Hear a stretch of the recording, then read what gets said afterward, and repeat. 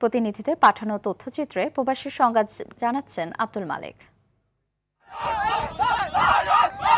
মিশরে বাংলা নববর্ষ উপলক্ষে বাংলাদেশি শিক্ষার্থী ও প্রবাসীদের অংশগ্রহণে মেলা ও পিঠা উৎসব অনুষ্ঠিত হয়েছে। উৎসবে বাঙালির ঐতিহ্যবাহী বিভিন্ন পিঠা ও মিষ্টান্নের আয়োজন করা হয়। এ সময় প্রধান অতিথি ছিলেন মিশরে নিযুক্ত বাংলাদেশের রাষ্ট্রদূত সামিনা নাজ। আব্দুল্লাহ আল মারুফের সঞ্চালনায় বিশেষ অতিথি ছিলেন ডক্টর আহমদ আত্তইয়েবর। এছাড়া আন্তর্জাতিক ছাত্র বিষয়ক উপদেষ্টা ডক্টর নাহেল সাইদি, ইসাম আল কাদি সহ অনেকেই উপস্থিত ছিলেন। এ ধরনের আয়োজন প্রবাস জীবনের প্রিয়জন থেকে দূরে থাকার বেদনা অনেকটাই লাঘব করবে বলে জানায় উপস্থিত প্রবাসীরা। Deborah from Zambia. Excited to be here. Invited by my friend Sadia, who's from Bangladesh.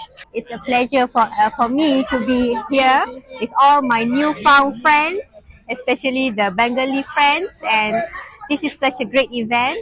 কাতারে প্রবাসী বাংলাদেশিদের বিনিয়োগে অ্যারাবিক খাবারের সমারোহে বাণিজ্যিক যাত্রা শুরু করেছে বাংলাদেশি মালিকানাধীন প্রতিষ্ঠান রফিক তুর্কি রেস্টুরেন্ট। কাতারের দোহার আল মুনতাজা এলাকায় আমন্ত্রিত অতিথিদের সাথে নিয়ে ফিতা কেটে প্রতিষ্ঠানটির উদ্বোধন করেন স্বত্বাধিকারী মোহাম্মদ সোহেল হোসেন। এ সময় দোয়া ও মোনাজাত করেন কাতার ধর্ম মন্ত্রণালয়ের ইমাম ও খতিব মাওলানা ইউসুফ নূর। উপস্থিত ছিলেন প্রতিষ্ঠানের উদ্যোক্তা মোহাম্মদ সোহেল হোসেন, প্রবাসী ব্যবসায়ী রেজাউল করিম, মেহেদি হাসান, মোহাম্মদ নূর ও গিয়াসউদ্দিন।